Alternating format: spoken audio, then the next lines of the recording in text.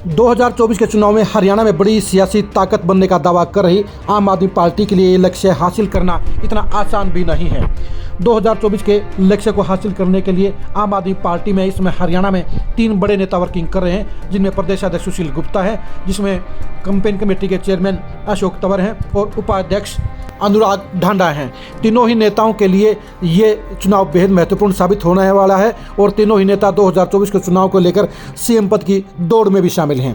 लेकिन सबसे बड़ी बात यह है, इन तीनों नेताओं के पास अभी तक खुद का कोई चुनावी क्षेत्र नहीं है, यानी कोई विधानसभा क्षेत्र नहीं है। ये सबसे बड़ा सवाल है कि ये तीनों नेता कहाँ से चुनाव लड़ेंगे। अनुराग ढांडा टोहाना और कलायत के बारे में जानकारी ले रहे हैं, वहाँ के माहौल को भांप रहे हैं, लेकिन वो तय नहीं कर पा रहे हैं कि अगला चुनाव कहाँ से लड़ें। अनुराग ढांडा एक पत्रकार के बाद अब नेता बने हैं और उनका खुद का गांव नरवाना हलके में पड़ता है, जो रिजर्व है। जब तक अनुराग ढांडा अपने लिए कोई सीट फाइनल नहीं करेंगे, तब तक उनके लिए एक बड़ा सियासी रसूख हासिल करना आसान नहीं होगा, क्योंकि सीएम बनने के लिए पहले विधायक बनना होगा। विधायक बनने के लिए सबसे पहले अपना हलका छाटना होगा और हलका छाटने के बाद वहाँ पर जोरदार वर्किंग करनी होगी।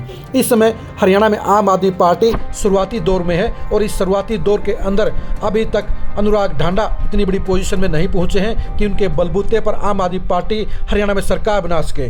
यानी आम आदमी पार्टी को हरियाणा में कंबाइंड पॉलिटिक्स के जरिए सभी बड़े नेताओं को साथ लेकर ही सरकार बनानी पड़ेगी और उन हालात में पहुंचने के लिए सबसे पहले तीनों बड़े नेताओं को अपना अपना चुनावी क्षेत्र छाटना होगा, अपने अपने लिए एक एक सीट छाटनी होगी।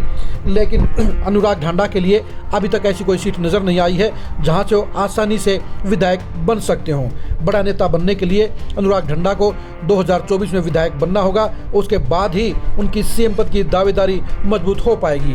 अनुराग ढांडा इस समय हरियाणा के आम आदमी पार्टी के नेताओं में सबसे ज़्यादा मेहनत कर रहे हैं, सबसे ज़्यादा सरकार की खिलाफत करते हैं, सबसे ज़्यादा सरकार के खिलाफ मुद्दे उठाते हैं और सबसे ज़्यादा सरकार को लेकर एग्रेसिव हैं। ये सारी बातें उनको एक मीडिया के अंदर हाइप देने का, उनको पब्लिसिटी देने का काम करती हैं।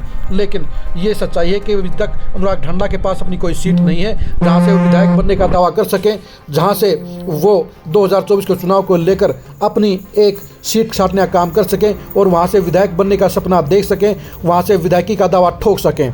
अभी अनुराग ढांडा को अपनी सीट छाटनी पड़ेगी, उसके बाद ही वो विधायक बनकर सीएम बनने की दावेदारी ठोक पाएंगे। अभी तो अनुराग ढांडा पूरे प्रदेश में घूम फिर कर सरकार की बखियाँ उधेड़ने का काम कर रहे हैं।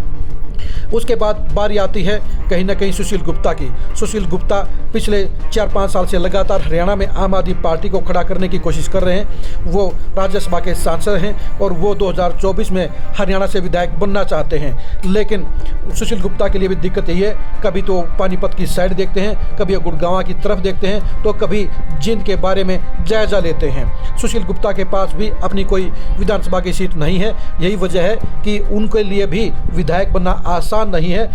सुशील गुप्ता हरियाणा का सीएम बनने की सबसे ज़्यादा हसरत रखते हैं, वो सबसे ज़्यादा टाइम हरियाणा में देते आए हैं, उनकी अगुवाई में ही आम आदमी पार्टी यहाँ तक पहुँची है। लेकिन सुशील गुप्ता के लिए भी अपनी सीट का चयन करना सबसे बड़ी चुनौती है। जब तक सुशील गुप्ता अपनी सीट नहीं छाटेंगे, तब तक उनको हरियाणा के लोग अपना नेता नहीं मानेंगे। इसलिए सुशील गुप्ता को भी सबसे पहले अपने लिए विधानसभा की सीट छाटनी होगी, वहाँ पर वर्किंग शुरू करनी होगी, वहाँ से चुनाव लड़ने का ऐलान करना होगा, तभी जाकर सुशील गुप्ता हरियाणा के नेता माने जाएंगे। क्योंकि बेशक वो जिंद जिले से संबंध रखते हैं, लेकिन अभी भी उनको दिल्ली का नेता माना जाता है, उनको ड्राइंग रूम का पॉलिटिशियन माना जाता है, उनको कहीं ना कहीं मैनेजमेंट का नेता माना जाता है। अभी वो बीमारी से स्वस्थ होकर दोबारा से एक्टिव पॉलिटिक्स में लौटे हैं। वो 2024 में हरियाणा में सीएम बनने की सबसे बड़ी लालसा रखते हैं और उन्होंने बड़े अरमानों के साथ, बड़ी हसरत के साथ अध्यक्ष पद हासिल किया है।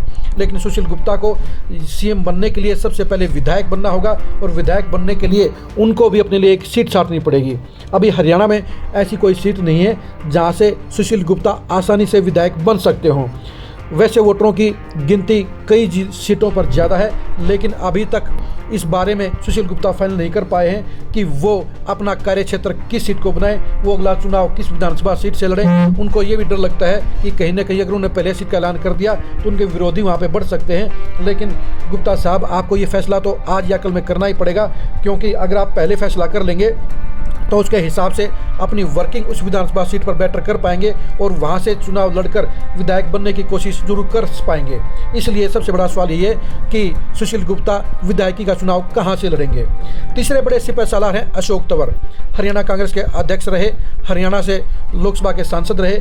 अशोक तंवर कांग्रेस से बड़े मायूस होकर निकले थे और बड़ी हसरतों के साथ वो आम आदमी पार्टी में आए हैं। कांग्रेस छोड़ने के बाद वो ममता बनर्जी की तृणमूल कांग्रेस में भी गए थे, लेकिन हरियाणा में आम आदमी पार्टी के सत्ता में आने के आसार ज़्यादा नजर आने के चलते उन्होंने तृणमूल कांग्रेस छोड़ दी और आम आदमी पार्टी में शामिल हो गए।